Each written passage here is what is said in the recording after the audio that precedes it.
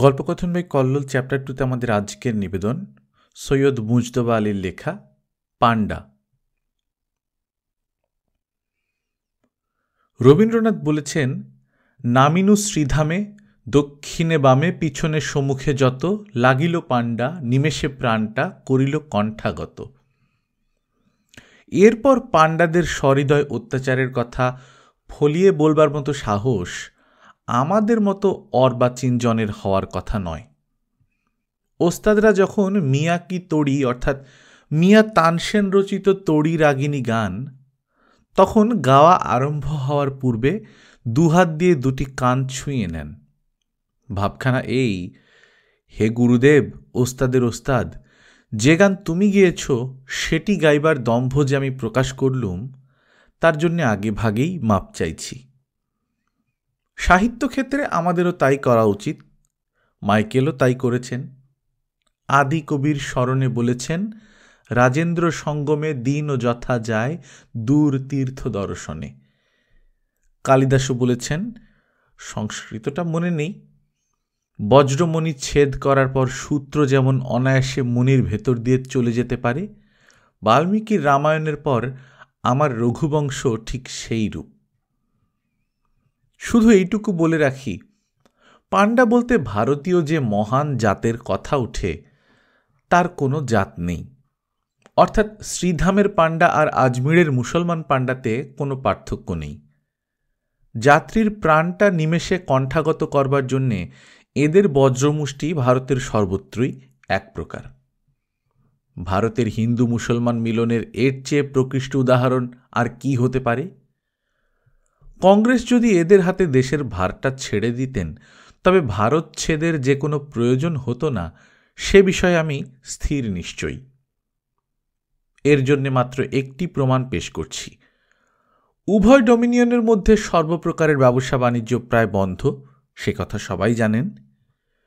কিন্তু এই তথ্যটি কি লক্ষ্য করেছেন যে শিখরা তীর্থ করবার জন্য দিব্যি পাকিস্তান যাচ্ছেন, পাকিস্তানের মুসলমানরা হিন্দুস্তানের আজমির আসছেন, পূর্ব পাঞ্জাবের কাদিয়ান গ্রামে যাচ্ছেন? পান্ডার ব্যবসা দুনিয়ার প্রাচীনতম ব্যবসা। ওটাকে নষ্ট করা কংগ্রেস লীগের কর্ম নয়। সে কথা যাক। আমি বলছিলাম, বিদেশে যাওয়ার পূর্বে আমার বিশ্বাস ছিল পান্ডা জগতের অশোক স্তম্ভ এবং কুতুব মিনার ভারতীয় হিন্দু এবং মুসলমান পান্ডা। জেরুজালেমে গিয়ে সেই ভুল ভাঙল। আমি তীর্থপ্রাণ, অর্থাৎ তীর্থ দেখলেই ফুল চড়াই, শিন্নি বিলাই। ভারতীয় তাবৎ তীর্থ যখন নিতান্তই শেষ হয়ে গেল তখন গেলুম জেরুজালেম। ইহুদি, খ্রিস্টান, মুসলমান এই তিন ধর্মের ত্রিবেণী জেরুজালেম।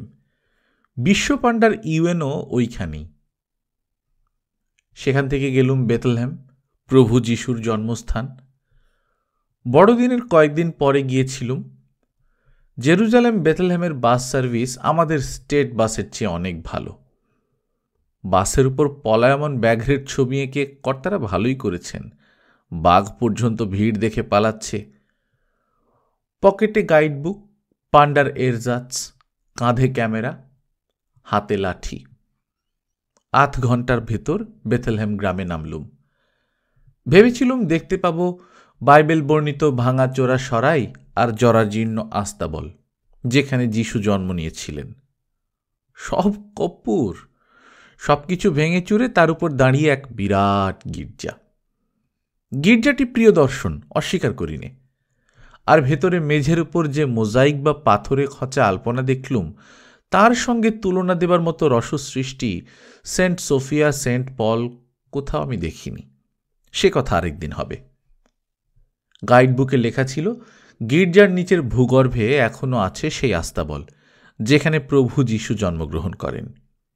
সেই গহ্বরে ঢুকতে যেতেই দেখি সামনে একটি 6 ফুটি পান্ডা, বাবরি চুল, মান মনোহর গাল কম্বল দাড়ি, গোপ মিশকালো আলখাল্লা, মাথায় চিমনির চোঙার মতো টুপি, হাতে মালা, তার এক একটি দানা বেবি সাইজের ফুটবলের মতো। পাদ্রি পান্ডার অর্ধনারীশ্বর। গুরুগম্ভীর কণ্ঠে শুধালো, হোয়াট ল্যাঙ্গুয়েজ? কেলনাগ, বেলশেষ প্রাখে। প্রায় 12টা ভাষায় জিজ্ঞেস করল। আমি কোন ভাষা বুঝি? সবিনয়ে বললুম, হিন্দুস্তানি। বলল, 10 পিয়াস্তর, অর্থাৎ 10 পিয়াস্তর, প্রায় 1 টাকা দর্শনী দাও। 10 ছাড়া অন্য কোনো হিন্দুস্তানি সে জানে না বুঝলুম, কিন্তু তাই বা কি কম। আমি অবাক হয়ে ইংরেজিতে বললুম, প্রভু যিশুর জন্মভূমি দেখতে হলে পয়সা দিতে হয়? বলল, হ্যাঁ। অনেক তর্কাতর্কি হলো। আমি বুঝিয়ে বললুম, আমি ভারতীয় খ্রিস্টান নই, তবু 7 সমুদ্র 13 নদী পেরিয়ে এসেছি সেই মহাপুরুষের জন্মভূমি দেখতে, যিনি সবচেয়ে বেশি চেষ্টা করেছিলেন গরিব ধনীর তফাৎ ফারাক ঘুচিয়ে দেবার জন্যে, যিনি বলেছিলেন কেউ কামিজটা চাইলে তাকে জব্বাটি দিয়ে দেবে, আর তারই জন্মভূমি দেখবার জন্য দিতে হবে পয়সা। শুধু যে চোরাই ধর্মের কাহিনী শোনে না তা নয়। আমি উল্টো পথ নিলুম। পাণ্ডা ফিরে পর্যন্ত তাকাল না। গাইড বুকে লেখা ছিল গহ্বরে যাবার 2টি রাস্তা, একটি গ্রিক অর্থোডক্স প্রতিষ্ঠানের জিম্মায়, অন্যটি রোমান ক্যাথলিকদের। গেলুম সেটির দিকে। গির্জাটি ঘুরে সেদিকে পৌঁছতে হয়।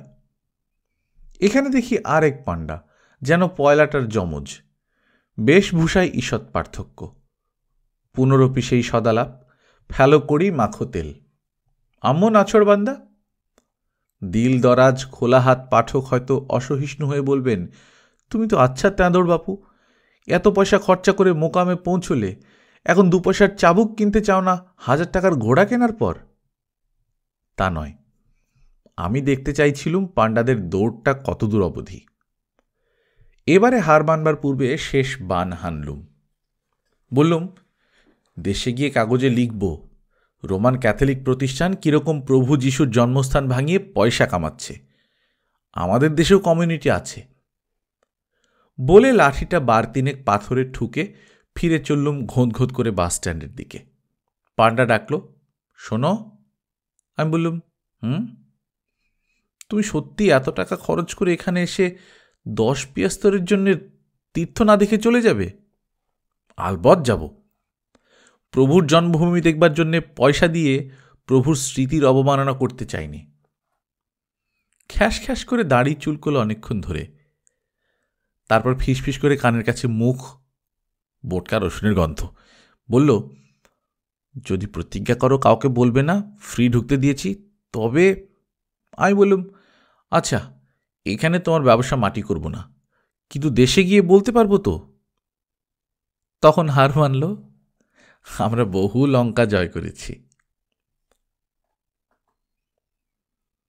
গল্পকথন বাই কল্লোল চ্যাপ্টার 2তে শুনছিলেন সৈয়দ মুজতবা আলীর লেখা পাণ্ডা। আমরা নিয়মিত গল্প পাঠ করে শোনাচ্ছি। আপনারা যারা প্রথমবার মতো শুনছেন, কাইন্ডলি সাবস্ক্রাইব করে নেবেন।